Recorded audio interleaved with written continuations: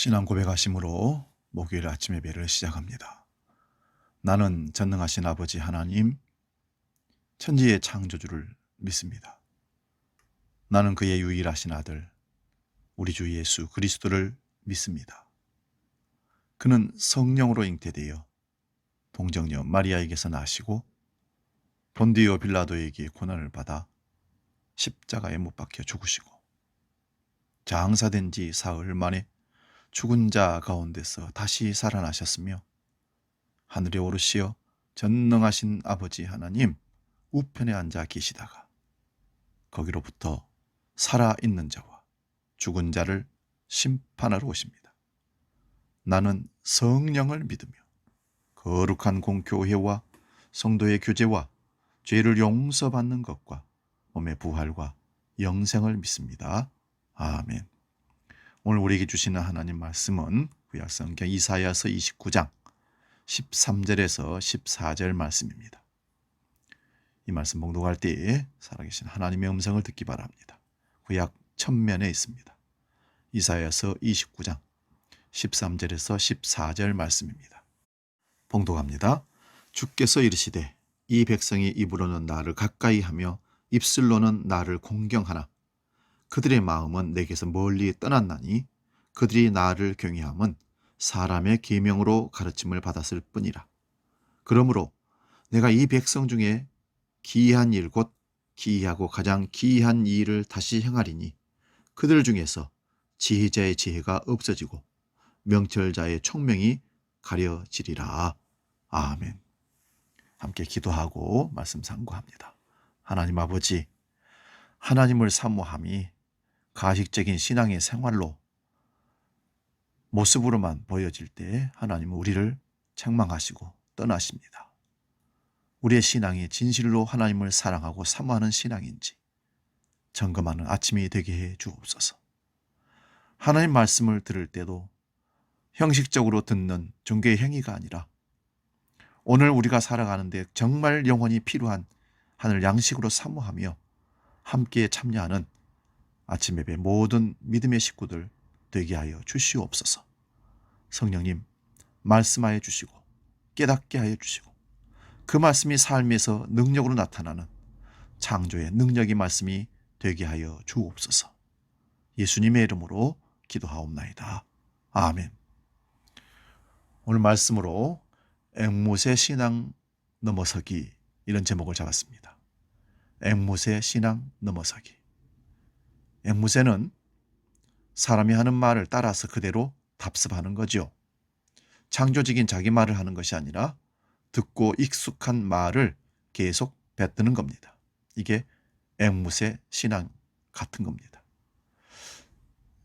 16개월을 살다 이 세상을 떠난 정인의 이야기는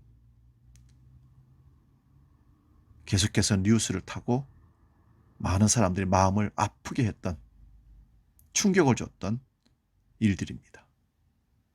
모든 생명이 하나님께로부터 왔다는 우리의 고백을 무색해 하는 일이 한국 땅에서 벌어지고 있습니다.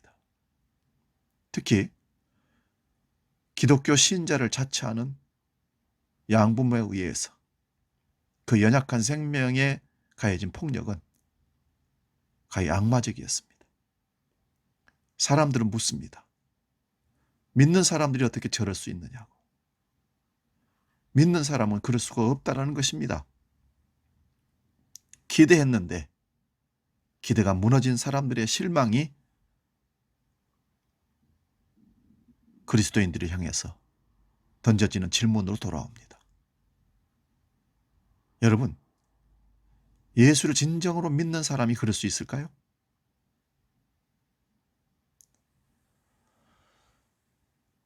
다시 말씀드리면 그들은 스스로 믿는다고 말하면서도 믿지 않는 사람이었다는 사실입니다. 믿음의 외양 모양은 갖췄지만 실제로 믿지 않는 사람들이 많습니다. 누군가를 위험에 빠뜨리고 소외시키고 헐뜯고 생명을 위축시키는 사람들은 그들 입으로 행동으로 천사같이 말하고 행동한다 할지라도 무신론자들과 같은 것입니다. 이화여자대학교 박경미 교수는 그러한 현실을 적나라하게 이렇게 폭로합니다. 한국의 기독교는 예수가 빠진 대신 종교 냄새가 너무 많이 난다. 원래 냄새는 뭐든 썩어 상할 때 나는 법이다. 열심은 열심인데 너무 냄새나는 신앙이고 자기 냄새에 자기 도취되어 있어서 남들이 자기한테 무슨 냄새를 맡는지 의식하지 못한다. 종교 냄새가 난다는 것은 상식적이고 일반적인 언어로 자기를 표현하지 못하는 종교라는 뜻도 되고 일상의 삶 속에서 생활화된 종교가 아니라는 뜻도 된다. 그래서 교회 안에만 갇혀있는 교리적인 종교이고 틀에 박힌 종교라는 뜻이다. 이런 종교는 교회 밖의 세상에 대해 설득력이 없다. 교회 안에서는 열심이지만 일단 교회 밖 넓은 세상에 나오면 마치 외국어로 말하는 사람들처럼 소통이 안 된다. 저는 이 글을 공감합니다. 오늘 말씀은 주전 8세기 아수르가 중군동 세계를 유린할 때 그 배경이 되는 말씀입니다. 본문 말씀은 너에게 재앙이 닥칠 것이라는 말로 시작되는 단락 일부분입니다. 개역 성경은 이것을 화로다 합축성 있게 번역을 했습니다. 28장부터 31장까지 그리고 이사야 33장에 같은 표현이 등장하는 이 단락은 히스기야 시대를 반영하고 있습니다. 아하스에게 이어 왕이 된 히스기야는 아수르에 굴복했던 아버지와 달리 아수르의 굴레를 벗어나기 위해서 노력했습니다. 히스기야는 아하스 때 더러워진 성전과 기물들을 보수하고 깨끗하게 하면서 아수르의 흔적을 지우려고 했습니다. 이스라엘 역사가들은 이것을 매우 긍정적으로 평가를 합니다. 그러나 히스기야에게도 문제가 있었습니다. 아수르의 지배에서 벗어나기 위해 애굽의 힘을 빌려 쓰려고 했던 것입니다. 히스기야는 나라 위기를 외부의 힘을 끌어들여 해결하려고 했습니다. 그는 중군동 지역의 권력 지형들을 예민하게 관찰하는 정치가임이 분명합니다. 나라를 살리기 위해서 나름의 최선을 다한 것이라고도 할 수 있습니다. 그러나 그는 당장의 정치적인 올바른 선택보다는 더 근본적인 현명함이 필요하다는 사실을 인식하지 못하고 있었습니다. 그의 세상 정세 판단에는 하나님의 뜻이 빠져 있었던 것입니다. 히스기야에게 지근거리에서 그를 보좌했던 예언자들과 제사장들도 제 역할을 하지 못했습니다. 한마디로 참모들이 왕을 제대로 못 모신 겁니다. 이사야 선지자는 그들이 독주와 포도주에 취해 있었다고 말했습니다. 그들이 하나님의 말씀을 전했다고는 하지만 그것은 마치 먹은 것을 토해내는 것처럼 더럽고 추악한 일들이었습니다. 그들은 자기들과 다른 목소리를 내는 이사야 선지자의 말을 경청하라 하지 않았습니다. 오히려 비웃고 조롱하며 따돌렸던 것입니다. 참소리는 다수의 입들로 그 고함 속에 파묻혀서 들리지 않을 때가 많습니다. 가끔 말을 전하는 전달자로서 때로는 무기력함을 느낄 때가 있습니다. 설교자도 마찬가지입니다. 세상 지식과 다른 교회들의 다른 방송들을 통해서 많이 듣고는 자기 교회의 목회자의 말을 순종하지 않고 경청하지 않고 무시해버리고 또 그 소리 하네 하면서 비우는 그런 분들이 참 많다고 합니다. 하나님 말씀을 붙들고 그 큰 파도를 견뎌내고 있는 분들도 있습니다만은 하나님 말씀과 상관없이 세상적인 정보 지식에 더 신뢰를 갖고 그분들의 말을 따라가는 경우들이 참 많습니다. 어떤 분이 그런 말을 합니다. 연세 드셔서 많이 관절이 아프고 노쇠되어 힘들고 어려운 부분들이 많은데 그분들이 누구 말을 제일 잘 듣느냐? 의사 말을 가장 잘 듣는다는 것입니다. 의사 말을 잘 듣듯이 영적인 내 병을 치료하는데 목회자의 하나님 말씀을 들 수 있다면 얼마나 감사할까요? 이사야 선지자는 암울한 현실에 아무리 하나님 말씀을 진실의 말씀을 외치지만 듣지 않으니 외로웠던 것 같습니다. 그래서 이사야 28장 9절에 이렇게 말씀합니다. 그들이 이르기를 그가 누구에게 지식을 가르치며 누구에게도 도를 전하여 깨닫게 하려는가? 젖떨어져 품을 떠난 자들에게 하려는가? 진리의 가장 큰 적은 진리를 전한다고 자처하는 사람들인 경우가 많습니다. 제사장들은 이사야 선지자의 말을 가로막고 조롱하고 우스갯소리로 만들어버렸습니다. 경고의 나팔이 이미 울렸음에도 불구하고 그들은 그 나팔 소리에 반응할 생각이 없었습니다. 뭔가 취해 있었기 때문입니다. 밖에서 불이 났다는 외침이 들려오는데도 텔레비전 연속곡이나 오락 프로그램을 보느라 바깥을 내다보지 않는 격과 똑같은 겁니다. 이사야 선지자는 스스로 본다고 하는 사람들이 이 사실을 보지 못하고 술을 마시지 않았다는데도 취하여 비틀거리는 현실을 망연자실해서 바라보고 있습니다. 잠든 영이 그들을 사로잡고 있었기 때문입니다. 그들은 일종의 혼수 상태에 있었던 겁니다. 뭔가에 탐닉하느라고 외부 세계와 소통이 단절된 상태입니다. 자기 이익을 확보하고 욕망을 채우기 위해 급급할 뿐 다른 사람들의 아픔 따위는 가볍게 외면하는 그런 사람들이야말로 영혼이 깊이 잠들어 있거나 취해 있는 자들이라고 하겠습니다. 혼곤한 잠에 빠진 그들을 흔들어 깨우는 것이 예언자들의 역할입니다. 그래서 어떤 분들은 예언자들을 가리켜서 인간의 양심을 습격하는 자들이라 하는 사람도 있습니다. 문제는 예언자들도 허위허식에 사로잡혀 보지 못하고 듣지 못한다는 것입니다. 묵시를 깨닫지 못하고 하늘의 어떤 징조의 낌새를 알아차지 못합니다. 영적인 예민함이 사라졌기 때문입니다. 예언자는 하늘의 눈으로 역사를 주석하고 해석하는 사람들입니다. 오직 한 사람, 이사야만이 자기 시대의 위기를 꿰뚫어 보았습니다. 위기라고 할 때 한자 기자는 배틀과 같은 기계를 이루는 말입니다. 일종의 격발장치 같은 것이라고 할까요? 여기서 기는 이것과 저것이 나누어진 지점이라는 것입니다. 예언자는 바로 그때를 알아차려 사람들에게 경고해야 하는 사람입니다. 바리새파 사람들과 사두개파 사람들이 예수님을 시험하려고 하늘로부터 오는 표징을 보여달라 했을 때 예수님을 탄식하며 말씀하셨습니다. 마태복음 16장 2절 3절 말씀 봅니다.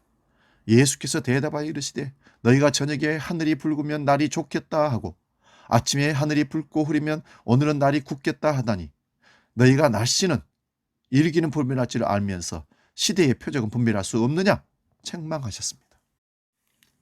실력 없는 의사가 죄인인 것처럼 시대의 징조를 분별할 줄 모르는 지도자 역시 죄인입니다. 세상에 모르는 게 하나도 없는 것처럼 뻐기기도 하지만 자기 영혼에 남루하고 썩어가는 모습들을 깨닫지 못하는 사람들이 있습니다. 자기 속을 살피지 못하는 사람들이 어떻게 세상을 변화시킬 수 있겠습니까? 유다 백성들이 의지할 것은 애굽이 아니었습니다. 히스기야가 의지할 나라는 애굽의 힘이 아니었습니다. 영원한 우방도 영원한 적도 없다는 말처럼 이익이 모든 가치 척도가 되는 순간 세상은 각자 도생 살벌한 전장터가 됩니다. 애굽을 의지한다는 것은 구부러진 갈대 지팡이를 의지하는 것과 마찬가지입니다. 상황이 달라지면 그들은 언제라도 등을 돌릴 수 있으니까 말입니다. 우리가 붙들어야 할 것은 정의와 공의입니다. 하나님의 정의, 하나님의 공의 말입니다. 그것은 시대가 변해도 사람이 달라져도 훼손되지 않는 영원한 가치 있는 진리입니다. 이사야 선지자는 결정적인 말을 이제 전달합니다. 이사야 29장 13절입니다. 주께서 이르시되 이 백성이 입으로는 나를 가까이하며 입술로는 나를 공경하나 그들의 마음은 내게서 멀리 떠났나니 그들이 나를 경외함은 사람의 계명으로 가르침을 받았을 뿐이라. 입으로는 가까이 하지만 마음으로는 멀리 한다는 것입니다. 이것처럼 슬픈 현실이 어디 있겠습니까? 어떤 사람은 종교를 가리켜서 허위의식이라고 합니다. 종교가 단지 우리를 그럴싸하게 자기 장식하는 포장지라는 것입니다.